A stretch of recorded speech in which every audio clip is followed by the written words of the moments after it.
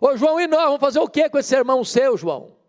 Ele respondeu: a ninguém maltrateis, não deis denúncia falsa, contentai-vos com o vosso salário. O que João está falando? Aqui um cuidado de todos nós. Qualquer pessoa de liderança, seja militar, seja civil, seja eclesiástica, religiosa, tem um grande perigo de, na sua posição de liderança, machucar gente que está debaixo da sua liderança. A ninguém maltrateis. Não use do poder que você tem para machucar gente que está abaixo de você. Segundo, não deis denúncia falsa. Do que ele está falando? É que os soldados estavam mancomunados com os cobradores de impostos para receberem propina. Então eu vou ilustrar. Qual é o seu nome, filho? Eduardo. Permita ilustrar aqui com o Eduardo. Chegava o cobrador de imposto na casa do Eduardo, dizendo: Eduardo, eu vim aqui te dizer que esse ano você vai pagar tanto de imposto. O Eduardo ficava muito triste, chateado. Disse: mas eu não posso pagar esse tudo de imposto, não. Se eu pagar esse tanto de imposto esse ano, a minha família vai passar necessidade. Pois é, Eduardo, esse tanto você vai pagar. E não discutia, não, ia embora. Chegava o soldado romano. O Eduardo, eu vim lhe dizer que você vai pagar esse tanto de imposto. Eu não posso pagar isso tudo. Ou você paga, ou eu te denuncio. Ser denunciado por um soldado romano, numa província romana, era cabeça prêmio. Parte dessa grana ia para o bolso do soldado. Você quer saber se o cara é crente mesmo? Veja se ele não usa de meios escusos para receber propina, para entrar dinheiro na casa dele, na conta bancária dele, que não é lícito. Eu sei que esse negócio de propina não existe mais hoje no mundo, mas nunca é demais alertar. Sabe o que significa isso, irmãos?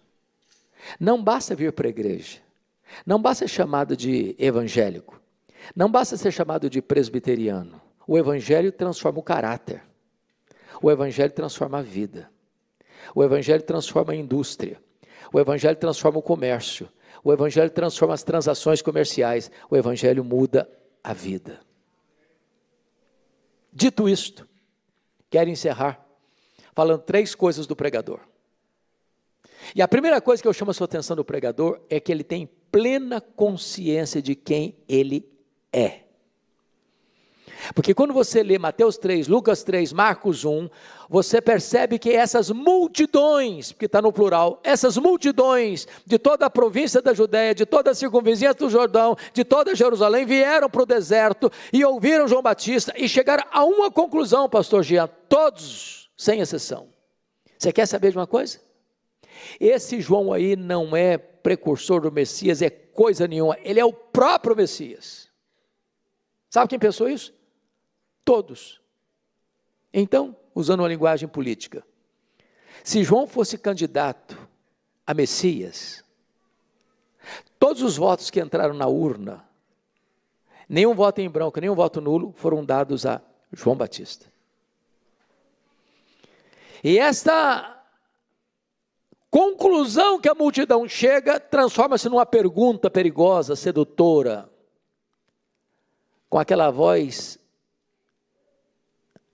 sedosa da serpente: porventura tu não és o próprio Cristo?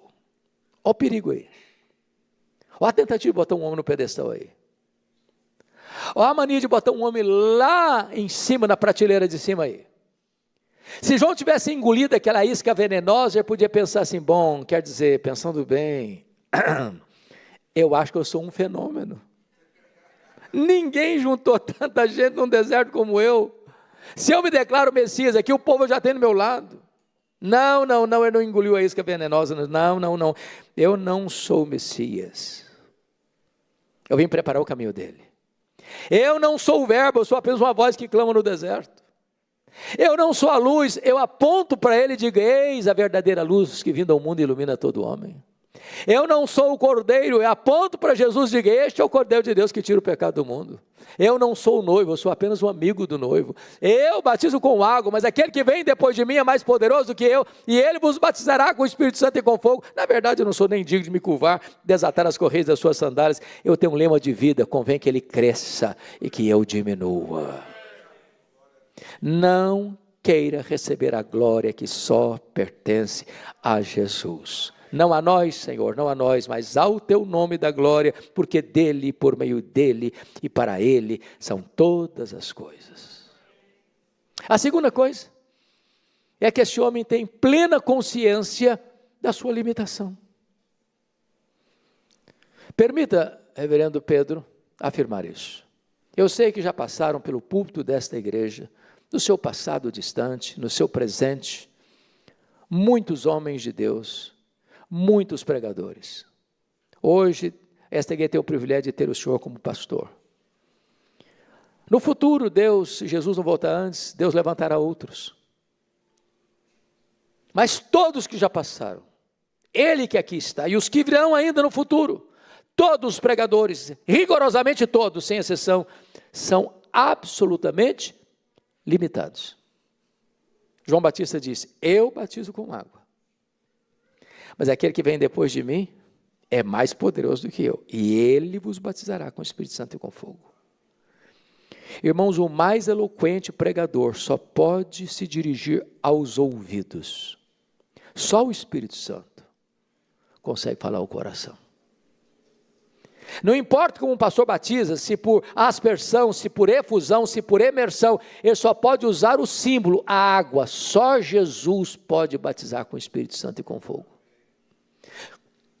Nós podemos distribuir os elementos da ceia, o pão e o vinho, mas nós não podemos aplicar as verdades espirituais no coração das pessoas. Nós somos o quê? Limitados. Finalmente, eu encerro. Esse homem, além de saber quem ele é e além de conhecer a sua limitação, ele é também, ao mesmo tempo, corajoso. Veja comigo os versos 19 e 20, que somos informados de que ele, por causa de Herodias, mulher de seu irmão, e por causa de todas as maldades que Herodes havia feito, ainda acrescentou de lançar João no cárcere. Vamos entender isso aqui. Eu disse para vocês que o Herodes, o grande, o pai desse Herodes aqui, casou-se 9 vezes. Portanto, teve muitos filhos com outras mulheres. Quando ele morreu, o reino dele foi dividido em 4 partes, a Bíblia chama de tetrarquia. A tetrarquia da Judéia ficou com Aquelau. A tetrarquia da Galiléia ficou com Herodes Antipas. A tetrarquia de Ituré e Traconites ficou com Filipe. A tetrarquia de Abilene ficou com Lisânias. Mas ele teve muitos filhos que não receberam poder político. Dentre eles estava Filipe I, que esse Filipe aqui é o Filipe II. Morava em Roma, casado com Herodias. Herodias era filha de Aristóbulo. Em outras palavras, Herodias era sobrinha de Herodes Antipas. O pecado de Herodes não foi só de adultério, foi também de... Me dá a palavra. Incesto. Incesto. Ele não só foi um adúltero, ele cometeu o pecado de incesto. A mulher era sobrinha dele. E ele chega em Roma para visitar o Filipe I, se engraça com a sua cunhada, também sobrinha, Herodias. E Herodias diz para ele: se você me prometer de se divorciar da sua mulher, porque Herodes Antipas era casado com a filha do rei Aretas, lá de Petra, região de Edom. Se você se divorciar da filha do rei Aretas, eu largo o seu irmão e vou junto com você para Galiléia. O Herodes topou. E agora o Herodes Antipas desembarca com a Herodias a tiracolo na Galiléia. E o João Batista, que era cara de leão, não tinha medo de ninguém, bota o dedo na cara do tetrarca e diz: não te é lícito possuir a mulher do teu irmão. Ele sabe que está mexendo com um vespeiro, num ninho de cobras, que seria perseguido, de fato foi. Aliás, foi preso por causa disso. Preso aonde? Na masmorra de Maquerós. Onde fica Maquerós?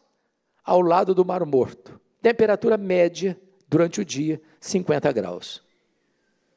O maior homem dentre os nascidos de mulher.